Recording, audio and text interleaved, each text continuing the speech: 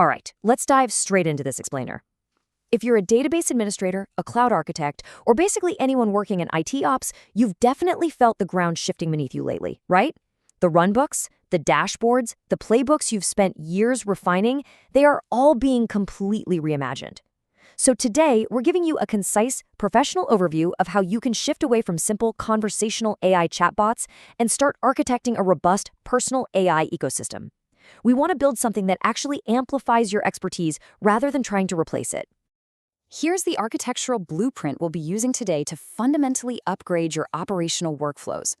We're going to look at the shift to execution design, unpack the AI skills framework, build out a practical 4-layer architecture, see all of this in action, and finally, give you a solid 30-day roadmap to make it happen. Okay, let's kick things off with Section 1, the shift to execution design. This is the massive paradigm shift that's transforming our industry right now.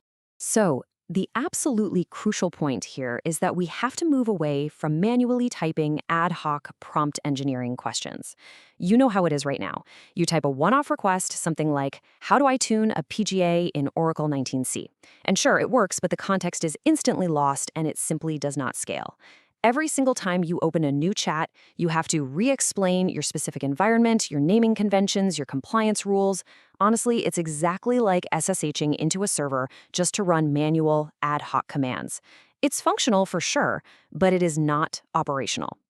Execution design flips this completely. You don't just ask the AI to do a task, you systematically design a framework so the AI operates consistently and autonomously on its own. Now, I absolutely love the analogy we have here. Model Context Protocol, or MCP, gives the AI access to your APIs and databases. It essentially gives the AI the kitchen. Meanwhile, skills provide the exact runbooks and institutional knowledge to get the job done. They give it the recipe. And here's the thing, you already have the recipes. Your team's standard operating procedures and incident response plans are pure gold. The challenge we are solving today is figuring out how to encode that exact knowledge so an AI agent can actually use it. Let's move right along to Section 2, the AI skills framework. Let's see how we structure AI behavior to build out this new operational reality. Think of a skill.md file as infrastructure as code, but specifically for AI behavior. This is a structured markdown document that teaches your AI how to perform tasks without you holding its hand. At its core, it encodes 3 vital things. First, when to activate, so what actually triggers the skill. Second, how to execute, laying out those step-by-step instructions. And third, what to reference, pointing to the exact scripts or templates the AI needs. If you've spent years writing IT runbooks, this format is going to feel completely natural to you. The key difference? You aren't writing this for a junior team member. You are designing it specifically for an AI agent to execute. To actually make this work efficiently, we use a concept called progressive disclosure. This is a brilliant 3-level system for loading information on demand. It's kind of like just-in-time resource allocation, ensuring you never overwhelm the AI's context window. Because remember, context windows are active memory. If you just dump 50 runbooks into a prompt, the AI's performance is going to degrade drastically. Instead, Level 1 just loads the basic YAML front matter, basically service discovery, so the AI knows the skill exists. Level 2 loads the actual instruction body only when the AI determines the skill is actually relevant. And Level 3, that pulls in the heavy reference files only when explicitly needed. It's an incredibly smart, efficient way to manage performance. All right, jumping into Section 3, the 4-layer architecture. Let's look at the core blueprint we use to orchestrate all these tools. Listen, you wouldn't run a critical production workload on a single virtual machine, right? So this 4-layer stack ensures you are combining compute engines, API gateways, encoded knowledge, and historical memory to create a complete ecosystem. Layer 1 is your foundation, your AI assistant. This is your compute engine, like Claude, Gemini, ChatGPT, or GitHub Copilot. Each of these has unique strengths, whether you need deep reasoning for root cause analysis or you're generating Terraform modules. But keep in mind, that compute engine is just the starting point. Layer 2 is where the magic really happens. This is the connective tissue, using Model Context Protocol to transform your AI from a conversational bot into an operational agent. MCP is essentially an open API gateway for AI. Suddenly, your AI isn't just chatting with you, it is actively querying your actual production databases, pulling live metrics from your monitoring platforms, checking version control in Git, or creating tickets in Jira. Then layer 3 is your intelligence, that library of sk.md files we just talked about, which tells the AI exactly what to do with all these connections. And finally, layer 4. This acts like that expert team member who literally never forgets anything.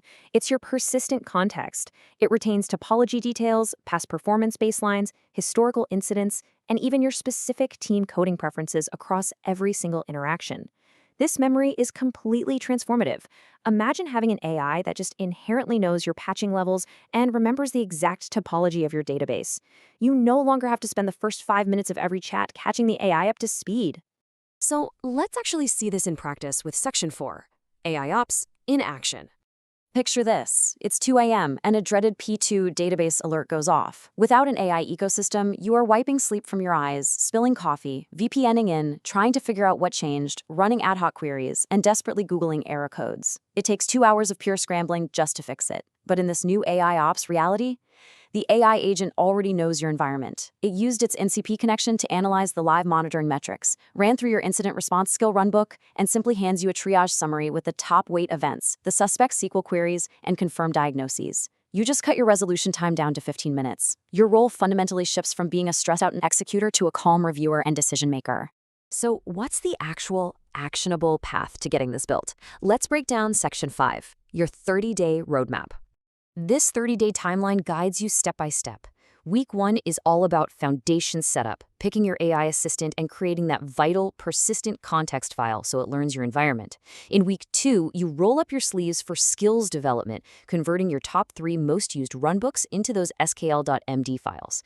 Week 3 introduces the connective tissue, integrating at least one MCP connection, maybe to your database or your cloud API, so the AI pulls real-time data. And Week 4 is team adoption, where you run workshops, gather feedback, and establish governance on who reviews and approves these skills. Now, because you are treating these AI skills like code, you must test them through verification loops to hit strict SLA metrics. We're talking targets like greater than 95% trigger accuracy and a 90% completion rate. You can't just deploy a skill and hope for the best, right? You need scripted testing with known inputs. Does the correct skill actually activate when prompted? Does it finish without throwing errors? And are you minimizing unnecessary tool calls to keep execution fast and costs low? You are actively monitoring your AI's operational performance exactly like you'd monitor a server. Of course, we absolutely have to talk about enterprise governance and risk management. Bringing AI into the enterprise requires the exact same strict access controls, secret management, and human-in-the-loop approvals as any other critical infrastructure. You never ever encode passwords or tokens directly into a skill file. You enforce version control access for your skill repositories. You log every single action the AI agent takes to maintain a perfect audit trail. And the golden rule. The AI might diagnose a problem beautifully, but a human always reviews the recommendation before it's applied to production. Here is the absolute best part about all of this.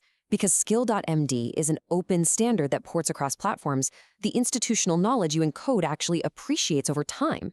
If you decide to switch your foundation model next year, your entire skills library moves right along with you. It's highly portable, just like writing cloud-agnostic infrastructure. So the question really is, do you want to remain reactive, constantly typing out the same context to a chatbot? Or are you ready to architect the future of your IT operations and build a system that makes you and your team 10 times more effective?